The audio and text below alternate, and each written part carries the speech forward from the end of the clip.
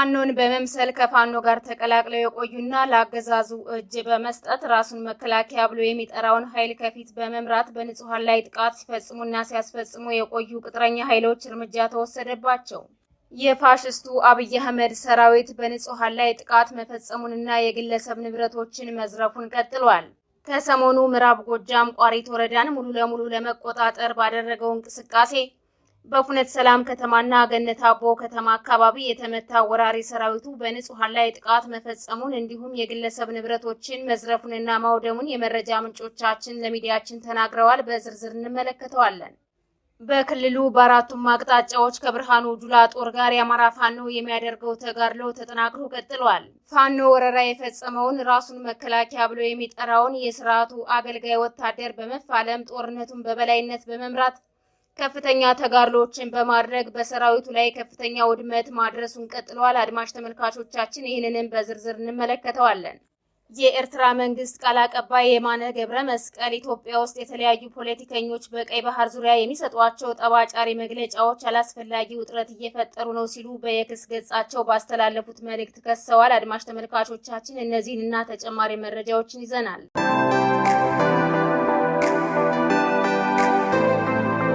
ሰላም ጤና ይስጥልን። የጥቁር አንበሳ ሚዲያ አድማጭ ተመልካቾቻችን እንደምን አምሽታችኋል? ዕለተ ዓርብ መጋቢት 5 2017 ዓ.ም መረጃዎችን ይዘን ቀርበናል። ከዜናዎቹ ጋር ሰናይት አያሌው ነኝ። አብራችሁን ቆዩ። ወደ ዝርዝር መረጃዎች አልፋለሁ። ፋኖን በመምሰል ከፋኖ ጋር ተቀላቅለው የቆዩና ለአገዛዙ እጅ በመስጠት ራሱን መከላከያ ብሎ የሚጠራውን ኃይል ከፊት በመምራት በንጹሃን ላይ ጥቃት ሲፈጽሙና ሲያስፈጽሙ የቆዩ ቅጥረኛ ኃይሎች እርምጃ ተወሰደባቸው። ጎንደር አርማጭሆ ማሰረዶን በወረዳ በመንቀሳቀስ በባንዳነት ስርዓቱን ሲያገለግሉ የቆዩ 6 ቅጥረኛ ኃይሎችን ጨምሮ በዚህ ወረዳ የሚንቀሳቀሰው የፋኖ ኃይል ከ70 በላይ የጠላት ብልጽግና ኃይሎችን መደምሰሱ ታውቋል። የአማራ ፋኖ አንድነት በጎንደር አርበኞች ክፍለ ጦር አርማጭሆ በማሰሮደን ወረዳ ለሁለት ቀናት ባደረገው ከፍተኛ ተጋድሎ 6 ቅጥረኛ ኃይሎችንና አንድ የሻለቃ ማዕረግ ያለው ወታደራዊ አዛዥን ጨምሮ ከ70 በላይ የጠላት ሰራዊትን መደምሰስ መቻላቸውን የመረጃ ምንጮቻችን ለሚዲያችን ተናግረዋል።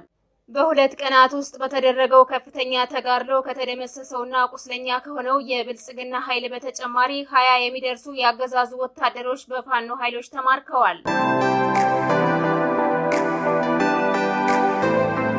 የፋሽስቱ አብይ አህመድ ሰራዊት በንጹሃን ላይ ጥቃት መፈጸሙንና የግለሰብ ንብረቶችን መዝረፉን ቀጥሏል።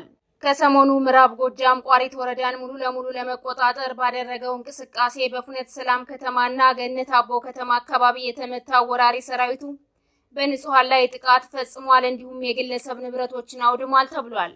በታጠቀው የፋኖ ኃይል የተሸነፈው የጦር ወንጀለኛው የአብይ አህመድ ወንበዴ ሰራዊት ገነት አቦ ከተማ በመግባት ንጹሃኖችን በግፍ ከመግደሉ በተጨማሪ 16 ሱቆችን ዘርፏል፣ በርካታ ንብረቶችንም አውድሟል ነው የተባለው። ይህ ኃይል የፋኖ ኃይሎችን መግባችኋል በሚል በከተማዋ ምግብ ቤቶችን እንዲሁም መድኃኒት ቤቶችን ማውደሙን የመረጃ ምንጮቻችን ለሚዲያችን ተናግረዋል።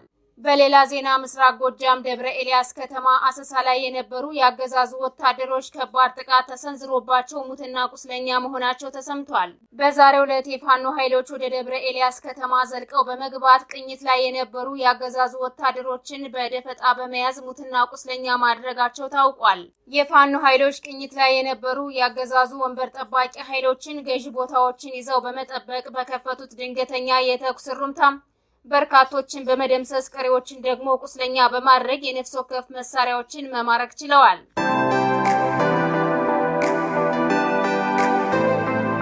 በክልሉ በአራቱም አቅጣጫዎች ከብርሃኑ ጁላ ጦር ጋር የአማራ ፋኖ የሚያደርገው ተጋድሎ ተጠናክሮ ቀጥሏል። ፋኖ ወረራ የፈጸመውን ራሱን መከላከያ ብሎ የሚጠራውን የስርዓቱ አገልጋይ ወታደር በመፋለም ጦርነቱን በበላይነት በመምራት ከፍተኛ ተጋድሎዎችን በማድረግ በሰራዊቱ ላይ ኪሳራ ማድረሱን ቀጥሏል። የፋኖ ኃይሎች ከወራሪው የብልጽግና ሰራዊት ነጻ ያወጧቸውን ቀጠናዎች በማስከበር መልካም አስተዳደሮችን በማስፈን አካባቢያቸውን በጎበዝ አለቃ እንዲመራ ከማድረግ በተጨማሪ ጠላትን ስቦ በማስከዳትና በመደምሰስ ከፍተኛ ተጋድሎዎችን እያደረጉ እንደሚገኙ ተገልጿል። ፋኖቹ የግንባር ተጋድሎዎችን አጠናክረው በመቀጠል የአብይ አህመድ ተከፋይ ኃይሎችንና ራሱን መከላከያ ብሎ የሚጠራውን ሰራዊት መውጫ መግቢያ በማሳጣት ተጋድሏቸውን አጠናክረው መቀጠላቸውን የግንባር መረጃዎች ያሳያሉ። የብርሃኑ ጁላ ጦር ወደ ፋኖ ቀጠናዎች ኃይሉን በማሰለፍ በፋኖ ላይ ጥቃት አደርሳለሁ በሚል ምኞት ጥረት እያደረገ የሚገኝ ቢሆንም ሽንፈቱን ከመቀበል ባለፈ በአውደ ውጊያ ምንም አይነት ውጤት ማምጣት ሳይችል ቀርቷል። በዚህም ፋኖ በተለይም ከጠላት ሰራዊት ነጻ አውጥቶ በተቆጣጠራቸው አካባቢዎች ከአውደ ውጊያዎች ጎን ለጎን ዘርፈ ብዙ ስራዎችን እየሰራ እንደሚገኝ ይታወቃል። የአማራ ፋኖ በተቆጣጠራቸው አካባቢዎች ሁሉ ህዝቡ ከፋሽስቱ ሰራዊት ነጻ በመውጣት የዕለት ከዕለት ህይወቱንና ማህበራዊ ክንዋኔዎችን በሰላም እየከወነ እንደሚገኝ የተነገረ ሲሆን በአንጻሩ የብልጽግና ሰራዊት በወረራ በያዛቸው አካባቢዎች ሁሉ ማህበረሰቡ ወጥቶ ለመግባት በከፍተኛ ስጋት ውስጥ እንደሚገኝ ይታወቃል። የጠላት ብልጽግና ኃይል በማናለብኝነት ንጹሃኖችን አፍኖ በመሰወርና በመግደል ልዩ ልዩ ግፎችን ካለረፍት በህዝብ ላይ እየፈጸመ በመሆኑ በወረራ በያዛቸው አካባቢዎች ሁሉ ህዝቡ ከፍተኛ ስቃይና መከራዎችን እያሳለፈ ይገኛል። በመሆኑም ይህንኑ መከራ እየተቀበለ ያለውን የአማራ ህዝብ ነጻ ለማውጣት የአማራ ፋኖ በአራቱም ጠቅላይ ግዛቶች ከጠላት ጋር የሚያደርገውን የህልውና ተጋድሎ አጠናክሮ ቀጥሎበታል። የኤርትራ መንግስት ቃል አቀባይ የማነ ገብረ መስቀል ኢትዮጵያ ውስጥ የተለያዩ ፖለቲከኞች በቀይ ባህር ዙሪያ የሚሰጧቸው ጸባጫሪ መግለጫዎች አላስፈላጊ ውጥረት እየፈጠሩ ነው ሲሉ በኤክስ ገጻቸው ባስተላለፉት መልእክት ከሰዋል። የማነ ይህ አይነቱ ድርጊት በጽኑ ሊወገዝ የሚገባው እንደሆነ ገልጸዋል። አንዳንድ አካላት የኤርትራ ጦር አሁንም በትግራይ ግዛት ውስጥ ይገኛሉ የሚል የሐሰት ክስ የሚያሰሙት ግጭት ለመቀስቀስ ስለሚፈልጉ ነው በማለት ወቅሰዋል። ኤርትራ የኢትዮጵያ የውስጥ ጉዳይ የሆነውን የፕሪቶሪያው የግጭት ማቆም ስምምነት የማኮላሸት ፍላጎት እንደሌላት ያረጋገጡት የማነ በተመሳሳይ ኤርትራ በትግራይ የተለያዩ ቡድኖች መካከል ያለውን ሽኩቻ የማባባስ ፍላጎት የላትም ብለዋል። ሳልሳይ ወያኔ ፓርቲ የትግራይ ሰራዊት አባላትና የህወሓት አመራሮች የትግራይን የውስጥና የጂኦፖለቲካ ሁኔታ በመዘንጋት የሚያደርጉት አደገኛ እንቅስቃሴ በአስቸኳይ እንዲቆም ጠይቀዋል።